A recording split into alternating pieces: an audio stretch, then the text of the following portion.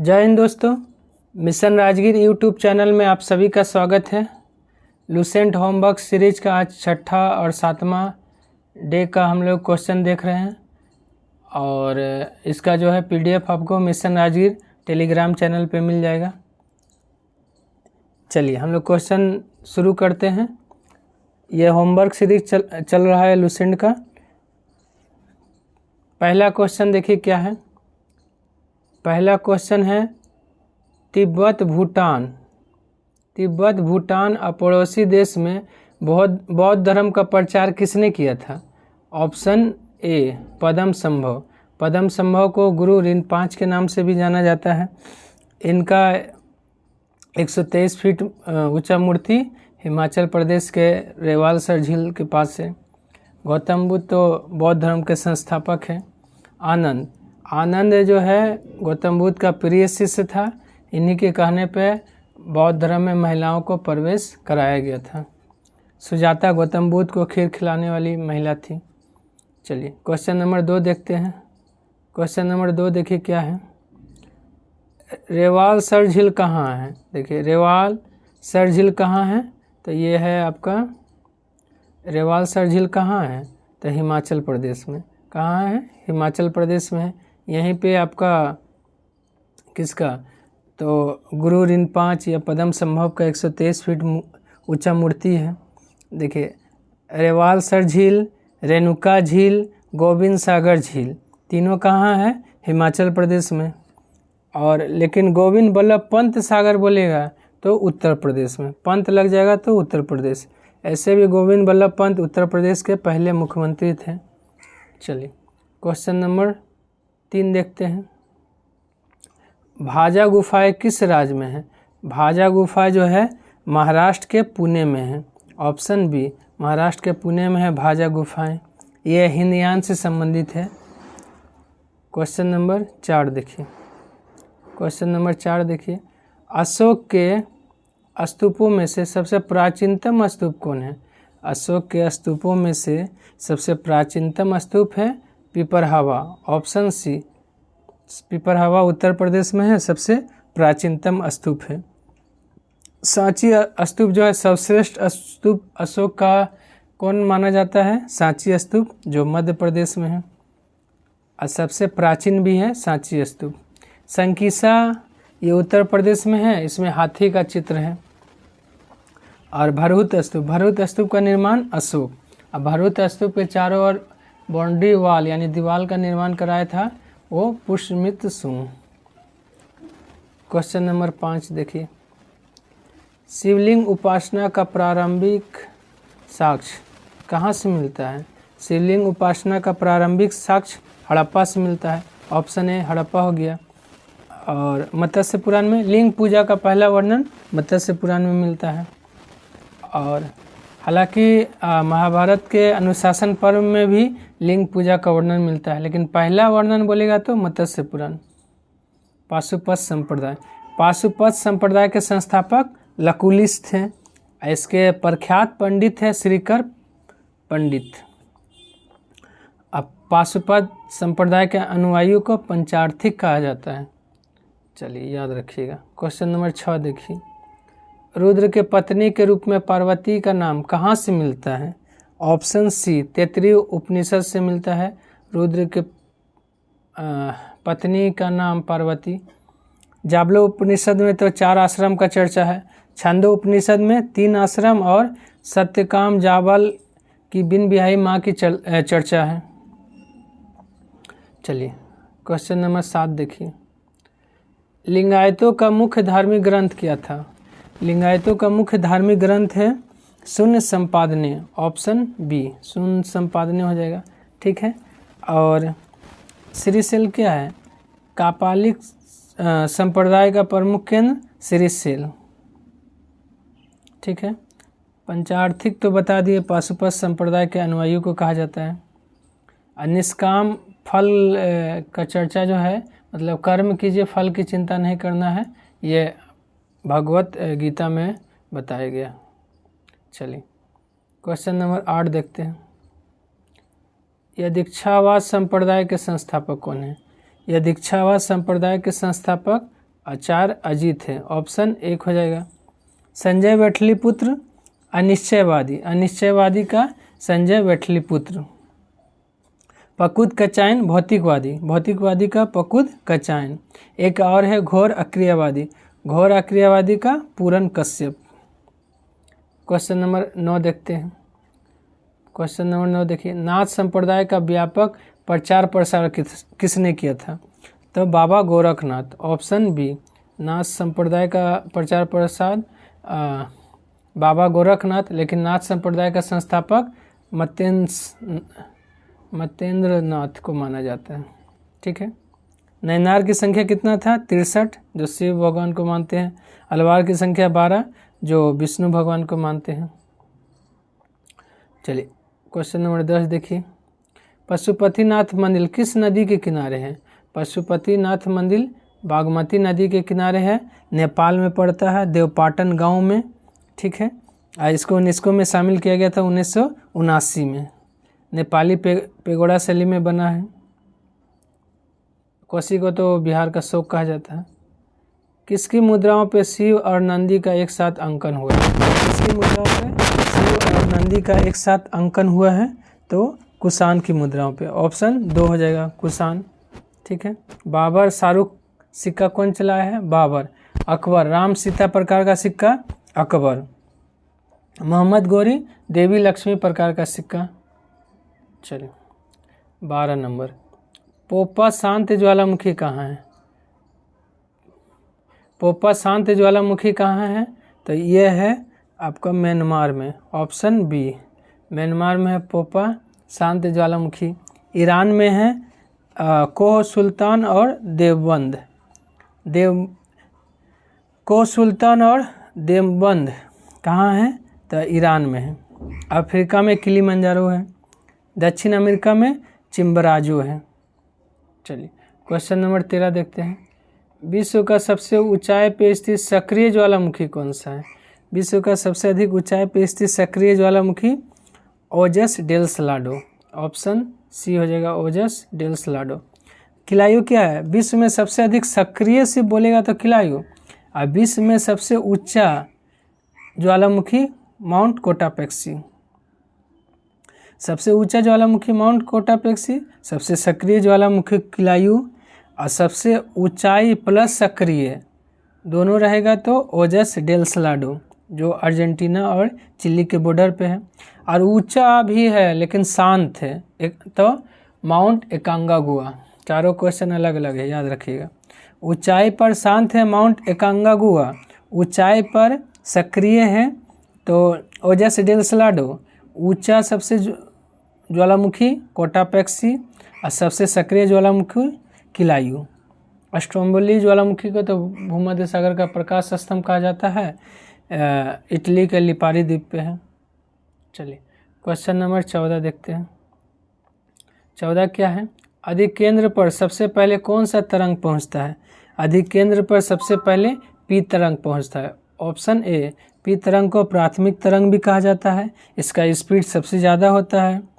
यही सिर्फ पृथ्वी के केंद्र से गुजर सकता है। कौन सा तरंग? पी तरंग। इस तरंग जो है ना केवल ठोस माध्यम से गुजरेगा। एल तरंग क्या है? सबसे खतरनाक तरंग कौन है? एल तरंग, क्योंकि इसका स्पीड सबसे कम होता है। क्वेश्चन नंबर 15 ये 15 देखिए, कौन सी तरंग केवल ठोस माध्यम से गुजर सकती है? केवल ठोस माध्यम से गुजरेगा कौन सा? एस तरंग। ऑप्शन बी, एस तरंग। एस तरंग को द्वितीय तरंग भी कहा जाता है। क्वेश्चन नंबर 16 देखिए, हिमालय, अल्पास, यूराल का निर्माण कितना मिलियन वर्ष पहले हुआ है? इन लोग का निर्माण जो है ना 30 मिलियन वर्ष पहले हुआ है। ऑप्शन 1 हो जाएगा, 30 मिलियन वर्ष पहले हुआ है। ठीक है, 30 मिलियन वर्ष। वही बात करें हिमालय, अल्पास, यूराल, ये सब कैसा पर्वत है? तो नवीन वलित पर्वत है। क्वेश्चन नंबर 17, प्लेट विवर्तनिकी शब्दावली का प्रयोग सबसे पहले किसने किया था? तो टूजो विल्सन। प्लेट विवर्तनी शब्द दिया है टूजो विल्सन। ठीक है, लेकिन सिद्धांत कौन दिया है? प्लेट विवर्तनिकी सिद्धांत हैरी हेस। अब प्लेट विवर्तनिकी सिद्धांत का व्याख्या किया है W.J. मॉर्गन। तीनों ऑप्शन है, लिख लीजिएगा। और W. रोसेन, रोसेन क्या किया है? आपका बायोडाइवर्सिटी शब्द दिया है। क्वेश्चन नंबर 18, गुरु शिखर की ऊंचाई कितना मीटर है? गुरु शिखर की ऊंचाई 1722 मीटर है। ऑप्शन ए हो जाएगा। अरावली का सर्वोच्च शिखर है गुरु शिखर। क्वेश्चन नंबर 19, महाद्वीपीय विस्थापन सिद्धांत किसने दिया है? महाद्वीपीय विस्थापन का सिद्धांत वेगनर। ऑप्शन 1 वेगनर दिया है। होम्स कौन सा सिद्धांत दिया है? संवहन सिद्धांत, होम्स। जोली का है रेडियो एक्टिविटी सिद्धांत, जोली का। कोबर का है भूसन्नति सिद्धांत, भूसन्नति सिद्धांत कोबर। क्वेश्चन नंबर 20 आइए। विष्णु के 10 अवतारों का उल्लेख मिलता है।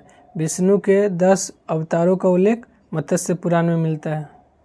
वराह अवतार गुप्त काल में सबसे प्रसिद्ध था। क्वेश्चन नंबर 21 देखिए, द्वैतवाद का संस्थापक कौन है?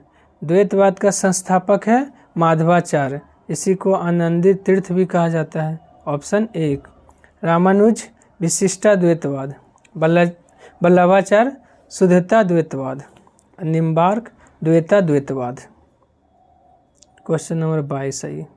मोहम्मद साहब को कुरान अरबी भाषा में किसने प्रेषित किया था? या संप्रेषित बोलिए, किसने संप्रेषित किया था? तो ऑप्शन क्या हो जाएगा इसका? ऑप्शन सी देवदूत जिब्रियल, ऑप्शन सी हो जाएगा। इब्न इसाक मोहम्मद साहब का जीवनी लिखा था, यानी जीवन चरित्र। और अली तो दामाद था, अबू तालिब उनका चाचा थे जो लालन पालन किए थे। क्वेश्चन नंबर 23, अली के पुत्र हुसैन की हत्या कब किया गया था? अली के पुत्र हुसैन का हत्या कब किया गया था? देखिए, अली का पुत्र हुसैन का हत्या कब किया गया था? तो कितना हो जाएगा इसका? ऑप्शन बी 680 ईस्वी, 680 ईस्वी। 661 में अली का हत्या और 680 में आपका हुसैन का हत्या। हुसैन का हत्या कहाँ किया गया था? करबला इराक में। 610 में तो हीरा नामक गुफा में ज्ञान की प्राप्ति हुआ मोहम्मद साहब को। और 622 में हिजरी संवत शुरू हुआ, जो मक्का से मदीना की यात्रा किए थे। 570 ईस्वी में तो जन्म हुआ मोहम्मद साहब का। चलिए क्वेश्चन नंबर 24 आइए। कुरान में कितने अध्याय और पद है? कुरान में अध्याय की संख्या 114 और पद है 6360। ऑप्शन 1 हो जाएगा।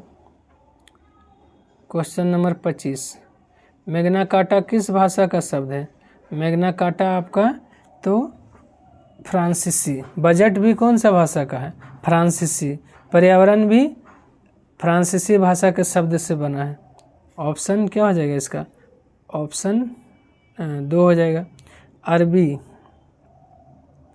अरबी तो ठीक है। और आपका जो है ना, ये पूछता है हिंदू किस भाषा का शब्द है? हिंदू फारसी भाषा का शब्द है, ठीक है। और मैग्ना कार्टा पे साइन किसने किया था? तो जॉन द्वितीय ने 1215 में। क्वेश्चन नंबर 26, एक एक क्वेश्चन इम्पोर्टेंट है, ठीक है ना। आलतू फालतू क्वेश्चन नहीं बोलते हैं हम, इसलिए जो जो क्वेश्चन बोल रहे हैं सभी इम्पोर्टेंट क्वेश्चन हैं। स्वतंत्रता का अधिकार किस अनुच्छेद में है? स्वतंत्रता का अधिकार किस अनुच्छेद में है ये बताना है। अनुच्छेद 19 से 22 में। ऑप्शन 2 हो जाएगा। 14 से 18 समानता का अधिकार, 23 से 24 शोषण के विरुद्ध अधिकार, 32 तो संवैधानिक उपचार का अधिकार। उपाधियों का अंत किस अनुच्छेद में है? उपाधियों का अंत का बात करें अनुच्छेद 18 में है। अनुच्छेद 17 में अस्पृश्यता का अंत हो गया। 16 में लोक नियोजन के विषय में अवसर की समानता। 15 में क्या है? मतलब भेदभाव नहीं करना है, जन्म जाति ये सब के आधार पर भेदभाव नहीं करना है। क्वेश्चन नंबर 28, निवारक निरोध अधिनियम कब आया है? निवारक निरोध अधिनियम 1950 में आया है। कब आया है? 1950 में। 1971 में मीसा आया है। आंतरिक सुरक्षा अधिनियम कब आया है? मीसा 1971 में। 1974 में विदेशी मुद्रा संरक्षण तस्करी अधिनियम कब आया है?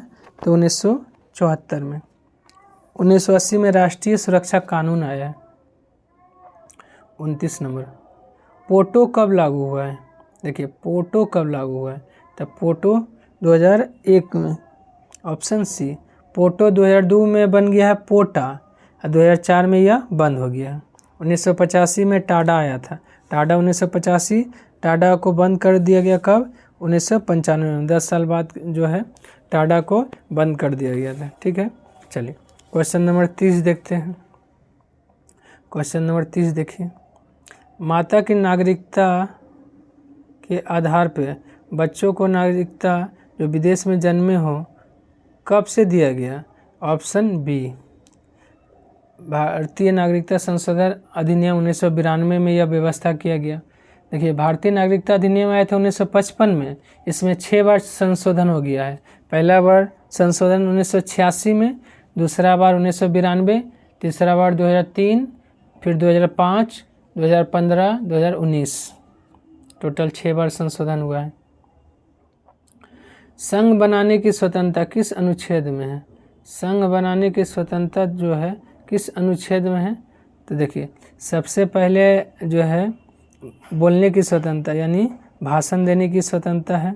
ठीक है, उसके बाद है सभा करने का, उसके बाद है संघ बनाने का, फिर आवागमन, आवागमन के बाद निवास की स्वतंत्रता, और निवास के बाद वो संपत्ति का अधिकार था आपका एफ में, उसको हटा दिया गया। उसके बाद व्यापार, व्यापार करने की स्वतंत्रता जी में। ठीक है, तो इसका क्या हो जाएगा? 19 का 1 का सी, अनुच्छेद 19 का 1 का सी हो जाएगा। ठीक है, चलिए क्वेश्चन नंबर 32। अपराधों के लिए दोष सिद्धि के संबंध में संरक्षण ये किस अनुच्छेद में है? तो इसका अनुच्छेद है अनुच्छेद 20 में है ये। ठीक है, अनुच्छेद 19 में तो आपका 6 प्रकार का स्वतंत्रता दिया गया है। ठीक है, और अनुच्छेद 21 में क्या है? प्राण और दैहिक स्वतंत्रता है।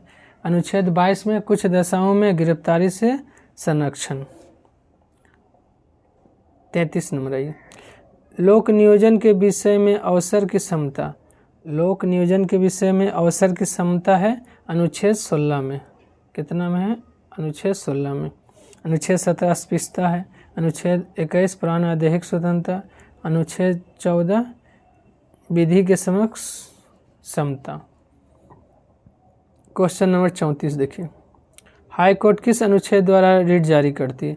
हाई कोर्ट रिट जारी करती है अनुच्छेद 226 और सुप्रीम कोर्ट अनुच्छेद 32। अनुच्छेद 129 में क्या है? सुप्रीम कोर्ट एक अभिलेख न्यायालय है। अनुच्छेद 215 में हाई कोर्ट एक अभिलेख न्यायालय है। क्वेश्चन नंबर आते हैं 35।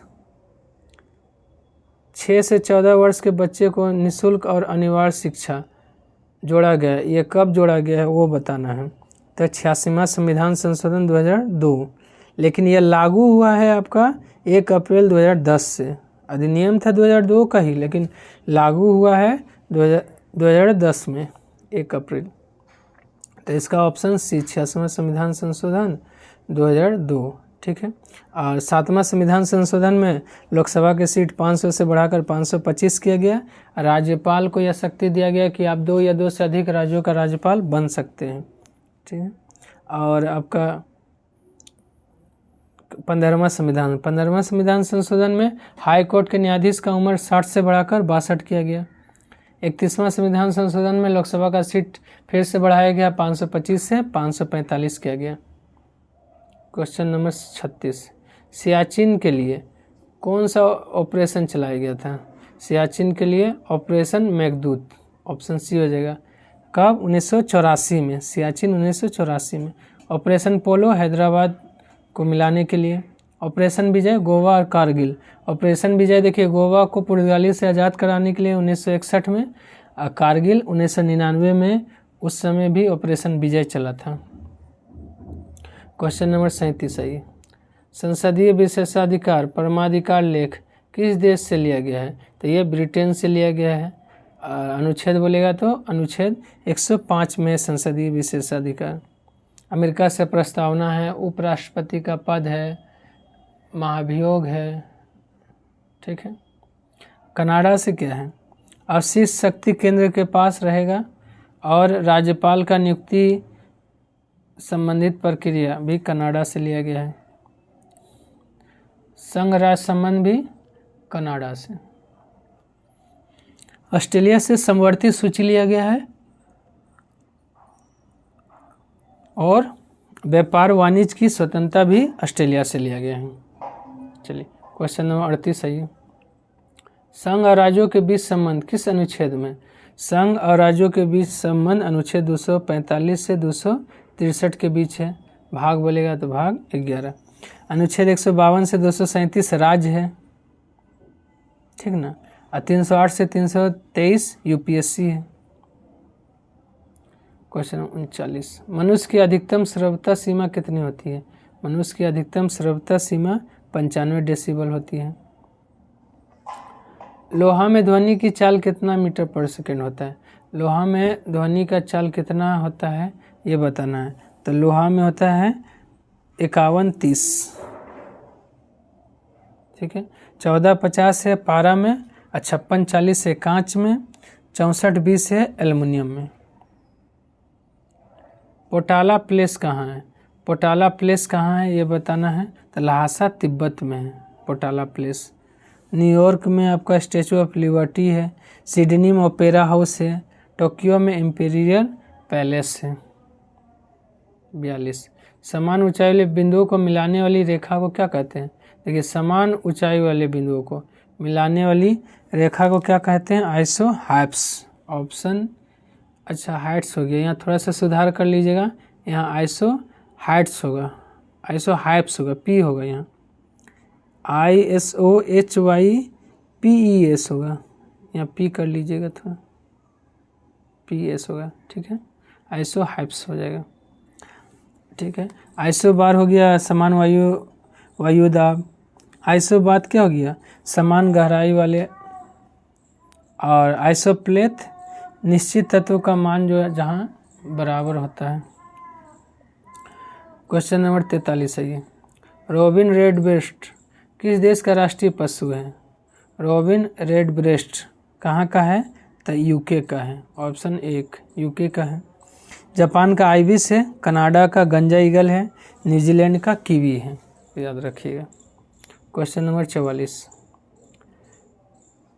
नियासिन किस विटामिन का रासायनिक नाम है? देखिए नियासिन बताना है किस विटामिन का रासायनिक नाम है। नियासिन तो किस विटामिन का है? Vitamin B3। ऑप्शन सी हो जाएगा, नियासिन हो गया। इसी की कमी से पेलाग्रा रोग होता है। विटामिन B1 का थायमिन हो गया, विटामिन B2 का राइबोफ्लेविन, और विटामिन B7 का बायोटिन। अब विटामिन B9 बोलिए चाहे B11 फोलिक अम्ल हो गया। चलिए 45 है, किसके अवशोषण में विटामिन सी मदद करता है? तो लोहे के अवशोषण में विटामिन सी मदद करता है। आंत के जीवाणु द्वारा संश्लेषित होता है। आंत के जीवाणु द्वारा कौन संश्लेषित होता है? तो विटामिन के। ऑप्शन सी हो जाएगा, ठीक है। 47 नंबर है। कौन सा विटामिन प्रति स्कंदक विषों के प्रतिविष प्रतिकारक के रूप में प्रयोग किया जाता है? तो ये भी क्या होगा? विटामिन के। ऑप्शन 4 हो जाएगा। 45 हो गया। 48 है। प्रोटीन और वसा दोनों की प्रचुरता होती है। देखिए प्रोटीन और वसा दोनों का बात करेगा तो मूंगफली में ज़्यादा होता है। ऑप्शन बी मूंगफली। अब मूंगफली उत्पादन में अभी 1 नंबर में कौन हो गया है? तो गुजरात। चलिए उसके बाद है क्वेश्चन नंबर 49, छपाई में प्रयोग होने वाला स्याही किसके अपघटन से प्राप्त होता है? छपाई में जो प्रयोग होने वाला स्याही है किसके अपघटन से प्राप्त होता है? तो मीथेन। ऑप्शन बी मीथेन हो जाएगा। फोटोग्राफी में किस अम्ल का प्रयोग करते हैं? फोटोग्राफी में किस अम्ल का प्रयोग करते हैं? अम्ल का बात करेगा तो ऑक्जेलिक अम्ल। ऑप्शन बी अब फोटोग्राफी दिवस और विश्व मानवतावादी दिवस कब मनाया जाता है? दोनों 19 दिसंबर, कल ही था फोटो दिवस, फोटोग्राफिक दिवस मतलब। एक समंदर मेरे अंदर पुस्तक के लेखक कौन है? तो ये किसका है? तो संजीव जोशी का है, ऑप्शन बी हो जाएगा। रिवर्स स्विंग के लेखक कौन है? रिवर्स स्विंग किसका है? तो अशोक टंडन का, ऑप्शन एक हो जाएगा अशोक टंडन, सॉरी 2 में है, ऑप्शन बी में है अशोक टंडन। हेमा जोशी का है दो पलकों की छाँव में। अमृत माथुर का है pitch side, my life in Indian cricket. Ranjit Pratap का है एज द व्हील टर्न्स। आज़ादी पुस्तक के लेखक कौन है? आज़ादी पुस्तक के लेखक अरुंधति राय, ऑप्शन बी, लेकिन आज़ाद बोलेगा तो गुलाम नबी आज़ाद का है। रिबेल्स अगेंस्ट द राज बोलेगा तो रामचंद्र गुहा का है। रूपा पाई का है द योग सूत्र फॉर चिल्ड्रेन। अजिया दर्डा का है रिंग साइड। चलिए क्वेश्चन नंबर 54 देखते हैं। भारत का पहला ड्रोन परीक्षण केंद्र कहाँ खुलेगा? तमिलनाडु में। भारत का पहला ड्रोन परीक्षण केंद्र खुलेगा तमिलनाडु में। मिस अर्थ इंडिया 2024 का खिताब किसने जीता है? मिस अर्थ इंडिया 2024 का खिताब लिख लीजिए, ऑप्शन नहीं है, गौरी गोथांकर। क्या हो जाएगा? गौरी गोथांकर, मतलब 4 में है, नन ऑफ दीज हो जाएगा इसका आंसर, गौरी गोथांकर। क्वेश्चन नंबर 56 आइए। किस राज्य ने अतिथि पोर्टल शुरू किया है? अतिथि पोर्टल बोले चाहे आपका लकी विल ऐप, किसने शुरू किया है? केरल। श्री हनुमान लोक का उद्घाटन कहाँ किया गया है? तो यह किया गया है मध्य प्रदेश में, वहाँ के मुख्यमंत्री ने किया है। ठीक है, चलिए 57 हो गया। अब आइए 58, क्वेश्चन नंबर 58 देखते हैं। देखिए क्वेश्चन नंबर 58 देखिए क्या है। क्वेश्चन नंबर 58, सिकंदर मकदूनिया का शासक कब बना है? सिकंदर मकदूनिया का शासक बना है 329 BC में, ऑप्शन सी हो जाएगा, ऑप्शन सी। 356 BC में सिकंदर का क्या हुआ? जन्म हुआ। 359 BC में फिलिप मकदूनिया का शासक बना, उनके पिता हैं। 326 BC में सिकंदर भारत आया था। 325 ईस्वी में वापस लौटा, 19 महीना भारत में रहा था। और 323 ईसा पूर्व में बेबीलोन में सिकंदर का मृत्यु हो गया। सिकंदर का जल सेनापति कौन था? तो सिकंदर का जल सेनापति निरियाकस। सिकंदर का सेनापति बोले, सिकंदर का स्थल सेनापति सेल्यूकस निकेटर। बाउकोफिला उसका प्रिय घोड़ा था। फिलिप उनके पिताजी थे। चलिए, सिकंदर की सेना किस नदी को पार करने से इनकार कर दी? सिकंदर की सेना ब्यास नदी, जिसका पुराना नाम बिपाशा, पुराना नाम क्या है? बिपाशा। इसको यूनानी लोग हाइफासिस कहते हैं, हाइफासिस। चलिए, तो इसका क्या हो जाएगा आंसर?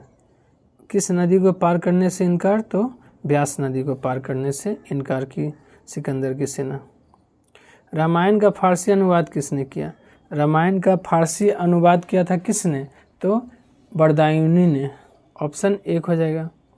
फैजी क्या किया है? महाभारत का फारसी अनुवाद। अबुल फजल पंचतंत्र का फारसी अनुवाद अनवर सुहेली नाम से। मोहम्मद अबू बकर कुफी चर्च नामा का फारसी अनुवाद, बीपीएससी में पूछा था। 16 महाजनपद में से बिहार में कितना महाजनपद है? बिहार में कितना महाजनपद है? तो 3, ऑप्शन 2 हो जाएगा। अंग है, मगध है और वज्जी है। उत्तर प्रदेश में 8 है, दक्षिण भारत में 1 है और पाकिस्तान में 1 है, राजस्थान में भी 1 है। नेमिनाथ किस जैन तीर्थंकर का नाम था? नेमिनाथ कहते थे किसको? अरिष्ट नेमी को, जो 22वां तीर्थंकर थे। इनका प्रतीक था, इनका प्रतीक क्या था? शंख। इनका नाम ऋग्वेद में भी मिलता है, अरिष्ट नेमी और पहला जो जैन तीर्थंकर थे ऋषभदेव, दोनों का नाम ऋग्वेद में मिलता है, और कृष्ण का संबंधी माना जाता है अरिष्टनेमि को ही। नामी 21वां थे नीलकमल, मलिनाथ महिला थी 19वां कलश, ऋषभदेव पहला, आदिनाथ इनका क्या था, तो साण। ठीक है, चलिए क्वेश्चन नंबर आते हैं 64। प्लूटो के गुरु कौन थे? प्लूटो के गुरु का नाम बताना है। देखिए इसका ट्रिक है एस पास, इधर पीछे से आना है। एस से सिकंदर, ए से अरस्तु, पी से प्लूटो और एस से सुकरात। ठीक है, तो क्या पूछा है, हम लोग से पूछा गया था प्लूटो का गुरु तो सुकरात, ऑप्शन सी। Question number 65। प्रथम भारतीय राजा जिसने प्रशासनिक व्यवस्था पे बल दिया था वो राजा कौन था? बिम्बिसार। अंक को भी कौन मिलाया था? बिम्बिसार। 544 ईसा पूर्व में गद्दी पे बैठा, 493 ईसा पूर्व तक। अजातशत्रु 493 से 461। उदयन उसके बाद गद्दी पे बैठा था, जिसने पाटलीग्राम का स्थापना किया, राजधानी भी सबसे पहले पाटलीग्राम को किसने बनाया? उदयन। नागदर्शक हर्यक वंश का अंतिम शासक था। Question number 66। अवंती और वत्स को मगध में किसने मिलाया है? अवंती और वत्स दोनों को शिशुनाग, ऑप्शन 1 शिशुनाग ने मिलाया है। क्या हो जाएगा? ऑप्शन 1 शिशुनाग। अजातशत्रु काशी और वैशाली को अजातशत्रु, अंक को बिम्बिसार, पाटलिपुत्रा मिलाया है। मगध की राजधानी पाटलिपुत्रा से हटाकर वैशाली कौन ले गया था? मगध की राजधानी पाटलिपुत्रा से हटाकर वैशाली शिशुनाग, ऑप्शन बी हो जाएगा शिशुनाग। शिशुनाग ले गया। फिर वैशाली से पाटलिपुत्रा कौन लाया? कालाशोक, जिसको काकवर्ण के नाम से भी जाना जाता है। अजातशत्रु को कुनिक के नाम से जाना जाता है। नंदीवर्धन शिशुनाग वंश का अंतिम शासक था, और महापद्मनंद नंद वंश का संस्थापक था। चलिए, चंद्रगुप्त मौर्य को सेंडोकोटस किसने कहा था? चंद्रगुप्त मौर्य को सेंडोकोटस कहा था जस्टिन। इसका पहचान क्या था? William Jones. एपियानस बोला है ना कि चंद्रगुप्त मौर्य और सेल्यूकस निकेटर के बीच युद्ध हुआ है 305 ईसा पूर्व में। और प्लूटार्क जो है ना, ये बताया कि 500 हाथी उपहार में चंद्रगुप्त मौर्य ने सेल्यूकस निकेटर को दिया। अब प्लूटार्क और एरियन ने ही एंड्रोकोटस कहा। प्लूटार्क और एरियन ने ही चंद्रगुप्त मौर्य को एंड्रोकोटस कहा। सेंड्रोकोटस तो कहा जस्टिन, लेकिन एंड्रोकोटस कहा प्लूटार्क और एरियन। क्वेश्चन नंबर 69 आइए। चंद्रगुप्त मौर्य और सेल्यूकस निकेटर के बीच का युद्ध कब हुआ? बता दिए 305 ईसा पूर्व में हुआ था। 345 बीसी में जन्म हुआ है चंद्रगुप्त मौर्य का। चंद्रगुप्त मौर्य गद्दी पे बैठा है 322 ईसा पूर्व।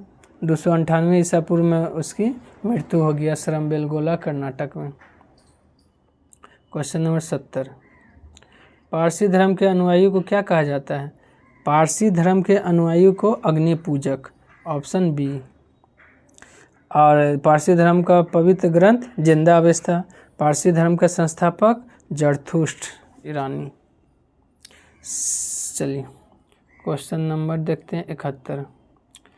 शिव अद्वैत विचारधारा का मुख्य प्रवर्तक कौन है? शिव अद्वैत विचारधारा का मुख्य प्रवर्तक श्रीकांत शिवाचार्य, ऑप्शन 1 हो जाएगा श्रीकांत शिवाचार्य। रामानुज विशिष्टाद्वैतवाद का संस्थापक। रामानंद जो है ना, दक्षिण भारत से उत्तर भारत को भक्ति आंदोलन को लाने का श्रेय दिया जाता है। Question number 72। चट्टानों के अध्ययन को क्या कहा जाता है? चट्टानों के अध्ययन को क्या कहा जाता है? पेट्रोलॉजी, ऑप्शन सी हो जाएगा पेट्रोलॉजी। सेलेनोलॉजी ये हो गया चंद्रमा का अध्ययन। कॉस्मोलॉजी ब्रह्मांड का अध्ययन हो गया। 73। विश्व का सबसे ऊंचाई पर स्थित ज्वालामुखी पर्वत कौन है?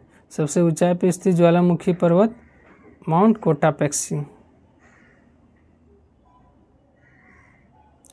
ऊंचाई पे स्थित ज्वालामुखी पर्वत कौन है? तो कोटापेक्स। चलिए इसका क्या हो जाएगा? Option B. इक्वाडोर में है कोटापेक्सी। किलायू ये सब तो बता ही दिए। चलिए क्वेश्चन नंबर 74 आइए। महाद्वीपीय विस्थापन का सिद्धांत किसने दिया? महाद्वीपीय विस्थापन का सिद्धांत वेगनर। होम्स दिया है संवहन सिद्धांत। जॉली दिया है रेडियो एक्टिविटी। कोबर दिया है भूसन्नति का सिद्धांत। 75 प्लेट विवर्तनिकी शब्द किसने दिया है? शब्द के बारे में तो चर्चा हो गया। प्लेट विवर्तनिकी शब्द कौन दिया है? टूजू विल्सन। लेकिन प्लेट विवर्तनिकी सिद्धांत बोलेगा तो हैरी हैस, और व्याख्या किया है डब्ल्यू.जे. मॉर्गन। गुटेनबर्ग जो है ना प्रिंटिंग प्रेस और रिएक्टर स्केल का खोज किया। रिएक्टर भी इसके साथ में थे दोनों। आरक्षण की सीमा साधारण परिस्थिति में 50% से अधिक नहीं हो सकती। 21 वाद में यह सुप्रीम कोर्ट ने फैसला दिया था। तो कौन सा वाद था? इंदिरा साहनी वाद। इंदिरा साहनी वाद ये कब हुआ था? 1992 में। और मेनका गांधी वाद में विदेश यात्रा करने का अधिकार जो है 1978 में जो है यह अनुच्छेद 21 के तहत इसको परिभाषित किया गया था सुप्रीम कोर्ट के द्वारा। गोलकनाथ बनाम भारत संघ 1967 में हुआ। बेड़ूबड़ीवाद 1960 में हुआ। और क्या है एक आपका मदन गोपाल 57 में है। एस.आर. बॉम्बे बनाम भारत संघ 1993-94 में है। चलिए उसके बाद देखते हैं अगला क्वेश्चन नंबर 77। न्यायपालिका को मौलिक अधिकारों का संरक्षक कौन सा अनुच्छेद बनाता है? न्यायपालिका को मौलिक अधिकार का संरक्षक बनाता है कौन सा अनुच्छेद? अनुच्छेद 13। अनुच्छेद 12 में राज्य का परिभाषा है। 17 तो अस्पृश्यता है। अनुच्छेद 332 विधानसभा में SC/ST का आरक्षण है। Question number 78। EWS को 10% आरक्षण दिया गया और किस अनुच्छेद में जोड़ा गया? यह अनुच्छेद 15 का 6 में जोड़ा गया। ठीक है। चलिए उसके बाद आइए 79 नंबर। संपत्ति का अधिकार पहले किस अनुच्छेद में था? देखिए संपत्ति का अधिकार पहले किस अनुच्छेद में था? तो अनुच्छेद 31 और अनुच्छेद 19 का 1 का F में था। अब है 300 का क में। एक विधिक अधिकार है या कानूनी अधिकार है। अब संपत्ति का अधिकार 1931 के कराची अधिवेशन में मूल अधिकार का प्रारूप किसने बनाया था? प्रारूप बनाया था जवाहरलाल नेहरू ने। किसने बनाया था? जवाहरलाल नेहरू ने बनाया था। लेकिन अध्यक्षता किसने किया था? तो वल्लभ भाई पटेल। 81 नंबर देखते हैं। संघ बनाने की स्वतंत्रता किस अनुच्छेद में? ये हो भी गया है पहले। अनुच्छेद 19 का 1 का C में है संघ बनाने की स्वतंत्रता। भारत में कुल कितने अल्पसंख्यक समुदाय हैं? भारत में अल्पसंख्यक समुदाय की संख्या 6 है। Option B. विष्णु के चक्र में भी 6 तिलियां हैं। यूएनओ में भी 6 अंग हैं। चलिए प्रधानमंत्री का 15 सूत्रीय कार्यक्रम कब आया? 15 सूत्रीय कार्यक्रम 1975 में। 15 सूत्रीय कार्यक्रम कब आया था? तो देखिए 20 सूत्रीय कार्यक्रम 1975 में है। अब 15 सूत्रीय कार्यक्रम जो है ना तो 2005 में। इसका आंसर क्या हो जाएगा? 2005, क्योंकि यहाँ 15 सूत्रीय कार्यक्रम पूछा गया है। 15 सूत्रीय। अब 20 सूत्रीय कार्यक्रम बोलेगा तो 1975 में। 1979 में ट्राइसेम आया था। 1982 में नाबार्ड 12 जुलाई 1982। मौलिक अधिकारों का अपवाद कौन सा अनुच्छेद है? मौलिक अधिकारों का अपवाद है ऑप्शन बी और सी, यानी अनुच्छेद 33 और 34। राज्य का नीति निर्देशक तत्व को भारत का संविधान का अनूठी विशेषता किसने बताया है? यह बताया है भीमराव अंबेडकर। केटी साहब बोले हैं डीपीएसपी के बारे में कि ऐसा चेक है जो बैंक की सुविधा अनुसार अदा किया जाएगा। अनुच्छेद 86 देखिए, सॉरी क्वेश्चन नंबर 86 देखिए। आर्थिक न्याय प्राप्त करने का सिद्धांत किस अनुच्छेद में है? ये है अनुच्छेद, अच्छा इसमें ऑप्शन नहीं हो, सिर्फ 39 होगा। आर्थिक न्याय प्राप्त करने का अधिकार जो है अनुच्छेद 39 में, ठीक है। क को काट दीजिए, चलिए काट दीजिए, ये अनुच्छेद 39 हो जाएगा, ठीक है। चलिए अनुच्छेद 38 में तो आपका ये है राज्य लोक कल्याण का अभिवृद्धि के बारे में है। अनुच्छेद 39 का घ में है समान कार्य के लिए समान वेतन। चलिए क्वेश्चन नंबर देखते हैं 87। कुछ दशाओं में काम शिक्षा और लोक सहायता पाने का अधिकार किस अनुच्छेद में है? तो इसका अनुच्छेद है 41, ऑप्शन 1 हो जाएगा। 42 में है प्रसूति सहायता और 43 में है 43 में क्या है? कर्मगारों के लिए निर्वाचन, मजदूरी और कुटीर उद्योग। 45 में है बालकों को निःशुल्क शिक्षा और अनिवार्य शिक्षा। 88 है ये। SC ST और दुर्बल वर्गों का शिक्षा और अर्थ संबंधित हितों की अभिवृद्धि किस अनुच्छेद में है? अनुच्छेद 46 में है। अनुच्छेद 46 में। अनुच्छेद 47 में है पोषाहार स्तर को ऊंचा करना, शराबबंदी सब है। अनुच्छेद 48 में कृषि पशुपालन है। 49 में है राष्ट्रीय महत्व के स्मारकों का संरक्षण। 89 धार्मिक संस्थानों के संचालन की स्वतंत्रता किस अनुच्छेद में है? तो ये है अनुच्छेद 26 में। 25 में है कि कोई भी धर्म का अभिवृद्धि या पालन उलन आप कर सकते हैं। 27 में कर से छूट है। और 28 में क्या है? सरकारी स्कूल या कॉलेज में आप धार्मिक शिक्षा नहीं दे सकते हैं। चलिए अब आइए 90। मृत्युदंड की सज़ा को कारावास में बदलना क्या कहलाता है? तो यह कहलाता है लघुकरण, ऑप्शन 1 हो जाएगा। परिहार हो गया, जैसे 2 वर्ष की सज़ा को 1 वर्ष में बदलना। विराम हो गया, जैसे कोई महिला अगर गर्भवती है तो उसको कुछ समय के लिए विराम दिया जाता है ताकि वो बच्चे को जन्म दे, उसके बाद जो है उसको सज़ा दिया जाता है। परिविलंबन, ये क्या किया जाता है? परिविलंबन में फांसी को जो है ना कुछ समय के लिए टाल दिया जाता है। क्षमा तो पूरी तरह से क्षमा कर दिया जाता है। सरल आवर्त गति T बराबर 2 π√L/g होता है, इसका क्या हो जाएगा? B। सभी वस्तु विद्युत चुम्बकीय तरंग सभी विद्युत चुम्बकीय तरंग किसका बना होता है? तो ये फोटोन का बना होता है। अब फोटोन की खोज किसने किया था? फोटोन की खोज आइंस्टीन ने किया है। इलेक्ट्रॉन का जे थॉमसन, ये सब तो जानवे करते हैं। चलिए क्वेश्चन नंबर 93। कोहरे में फोटोग्राफी करने में किसका प्रयोग करते हैं? कोहरा में फोटोग्राफी करना है तो किसका प्रयोग करेंगे? तो अवरक्त किरण, इसका खोज विलियम हर्शेल। परावैंगिक किरण का काम है सिकाई करने में और रुपया को जांचने में, रिटर खोज किया है। दृश्य विकिरण तो देखने में। गामा किरण आपका पोल विलार्ड, गामा किरण का नामकरण कौन किया है? पोल विलार्ड।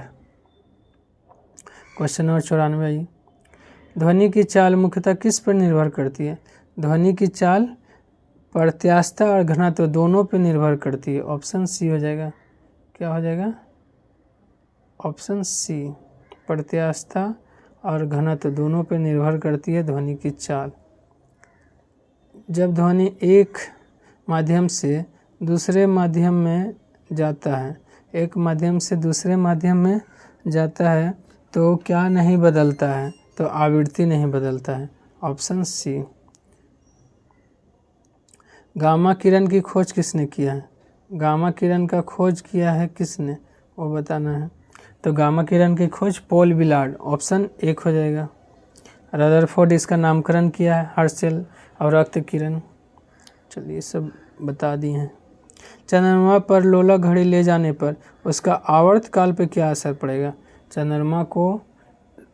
चंद्रमा पर लोला घड़ी को ले जाएंगे तो इसका आवर्त काल जो है बढ़ेगा, ऑप्शन 1। क्योंकि जी का मान क्या होगा, घटेगा, तो आवर्तकाल बढ़ेगा। चलिए, पृथ्वी के केंद्र पर आवर्तकाल कितना होता है? पृथ्वी के केंद्र पर अगर बात करें तो आवर्तकाल अनंत हो जाएगा, क्योंकि जी का मान पृथ्वी के केंद्र पर 0 होता है। क्वेश्चन 99, सभी विद्युत चुंबकीय तरंग किसके वेग के बराबर चलती हैं? किसके वेग के बराबर? तो प्रकाश, ऑप्शन बी, प्रकाश के वेग के बराबर चलती हैं। यदि लोलक की लंबाई 2% की वृद्धि किया जाए तो आवर्तकाल पर क्या असर पड़ेगा? 1% बढ़ जाएगा, क्योंकि इसका फार्मूला होता है T बराबर 2π√L/g। 101 आइए, तरंग चाल बराबर होता है आवृत्ति इंटू तरंग दैर्ध्य। ऑप्शन क्या हो जाएगा? 4। 101 हो गया। 102 आइए, थोड़ा वीडियो लंबा होगा लेकिन आप लोग जो है देखिए, काफ़ी आप लोग को फ़ायदा मिलेगा। डेली इसको देखिए, पूरा लूसेंट, स्पीडी, करेंट अफेयर ये जो है आपको याद हो जाएगा। थोड़ा थोड़ा होमवर्क आप पढ़ लीजिएगा। फ्रांस का राष्ट्रीय चिन्ह क्या है? फ्रांस का जो है राष्ट्रीय चिन्ह है लिली। क्या हो जाएगा फ्रांस का राष्ट्रीय चिन्ह? लिली। और बात करें वाटर लिली तो बांग्लादेश का हो गया। सफ़ेद लिली इटली का हो गया। ईगल किसका है? स्पेन का है। डबल हेडेड ईगल रूस का। आ गया क्वेश्चन है, डबल हेडेड ईगल कहाँ का है? तो ये है रूस का। कनाडा का तो मैपल लीफ, ऑस्ट्रेलिया का वेटल, और ईरान और यूके का गुलाब का फूल। चलिए, 17वीं समांतर रेखा किसके बीच है? 17वीं समांतर रेखा जो है उत्तरी और दक्षिणी वियतनाम, उत्तरी वियतनाम और दक्षिणी वियतनाम के बीच है। ऑप्शन सी हो जाएगा। वही भारत बांग्लादेश के बीच जो है 0 डिग्री। भारत पाकिस्तान के बीच आपका 24वीं समांतर रेखा और रेड क्लिफ। जर्मनी और पोलैंड के बीच हिडनबर्ग, जिसको ओडरनेस भी कहते हैं। रूस और फिनलैंड के बीच मैनरहिम। ओपेरा हाउस कहाँ है? ओपेरा हाउस कहाँ है बताना है, तो ये है सिडनी ऑस्ट्रेलिया में। ठीक है, मॉस्को में तो क्रेमलिन है। टोक्यो में इंपीरियल पैलेस है। झुका हुआ मीनार कहाँ है? पीसा इटली में है। ठीक है, और कुछ क्वेश्चन है, करेंट का क्वेश्चन मिलेगा। चलिए, ऑर्डर ऑफ एक्सलेंस 2024 किस देश ने पीएम नरेंद्र मोदी को दिया? ये किस देश ने दिया है? गुयाना। ऑप्शन 1, गुयाना की राजधानी कहाँ हो गया? George town. ठीक है, कुवैत दिया है मुबारक अल कबीर, ऐसे याद रखिएगा लास्ट वाला। और मॉरिशस दिया है इंडियन ओशन, लास्ट में लगा रहेगा इंडियन ओशन। अब फ्रांस तो दिया है grand cross of the legion दिया है मोदी को। चलिए, क्वेश्चन नंबर 107 आइए। 107 देखिए, ऑक्सफोर्ड ने वर्ड ऑफ द ईयर 2024 किसको चुना है? ऑक्सफोर्ड 2024 चुना है word of the year brain rot. लेकिन आपका मेरियम वेबस्टर चुना है पोलराइजेशन को, और कैम्ब्रिज चुना है मैनिफेस्ट को, कॉलिंस ब्रेट को, और डिक्शनरी.com डेम्यूर को वर्ड ऑफ द ईयर 2024 चुना है। चलिए, NVS 02 किस प्रक्षेपण यान से लॉन्च किया गया? NVS 02 जो भारत का 100वां मिशन था, यह GSLV F-15 से, इसलिए इम्पोर्टेंट हो जाता है। GSLV F-15 से लॉन्च किया गया। PSLV C-60 स्पेसडेक्स मिशन को, PSLV C-59 से प्रोब 3 मिशन को, और SSLV D3 से EOS 8 को। 109 आई, आदित्य L1 मिशन किस प्रक्षेपण यान से लॉन्च किया गया? Aditya L1 mission PSLV C-57 से। ऑप्शन 1 हो जाएगा। ऑप्शन क्या हो जाएगा? Option 1, PSLV C-57। PSLV 56 से जो है ना DSR, और एक्सपोसेट PSLV C-58 से, और LV M3 M4 तो चंद्रयान 3। चलिए, चंद्रयान 4 को कब प्रक्षेपित किया जाएगा?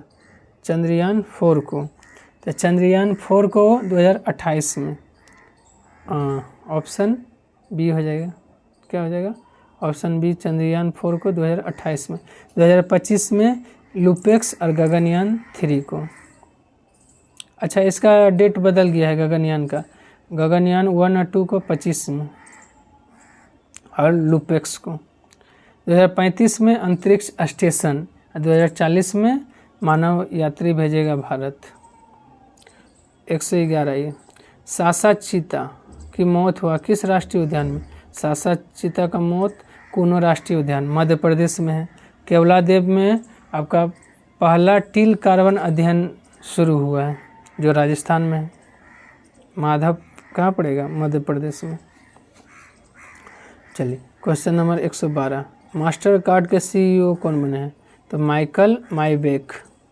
रंजीत पुन्हानी संसद टीवी का, और टिम कुक एप्पल का है, माइक्रोसॉफ्ट का है सत्या नडेला। हिट रिफ्रेश किसका पुस्तक है? सत्या नडेला का। चलिए, सबसे ज़्यादा बाघ किस राज्य में है? सबसे ज़्यादा बाघ कहाँ है? तो मध्य प्रदेश, टाइगर स्टेट के नाम से जाना जाता है। चीता भी यहाँ ज़्यादा है। बाघ यहाँ सबसे ज़्यादा 785 है। बिहार में कितना बाघ है?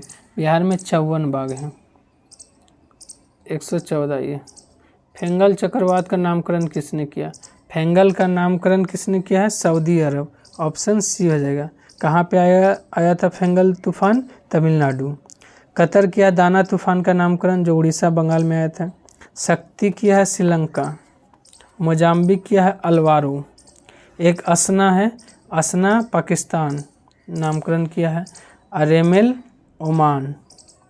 चलिए क्वेश्चन नंबर 115 देखिए, हेलेन डेवी चक्रवात से प्रभावित देश कौन है? हेलेन और डेवी दोनों से प्रभावित होने वाला देश अमेरिका है। ठीक है।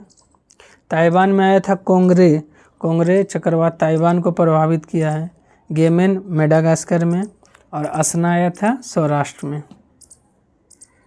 क्वेश्चन नंबर 116, देश में कुल वन और वृक्षावरण है। देश में कुल वन और वृक्षावरण टोटल 8,27,357 वर्ग किलोमीटर है। ऑप्शन 4। और प्रतिशत में अगर बात करें तो 25.17% टोटल वन और वृक्षावरण। सिर्फ वन बोलेगा तो 21.76, वृक्ष बोलेगा तो 3.41%। वन आवरण में सर्वाधिक वृद्धि करने वाला राज्य कौन है?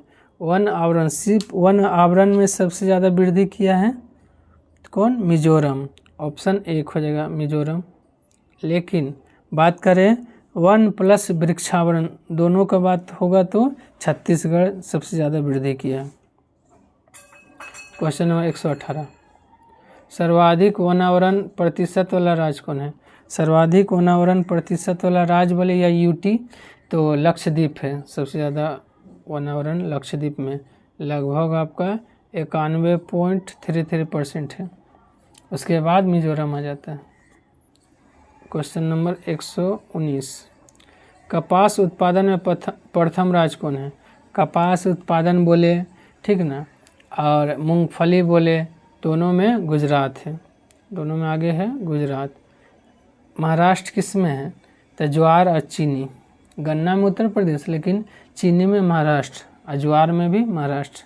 मध्य प्रदेश मसाला और दाल, सोयाबीन। कर्नाटक सूरजमुखी में। चलिए उसके बाद आइए, कोयला ग्रेफाइट उत्पादन में प्रथम राज्य।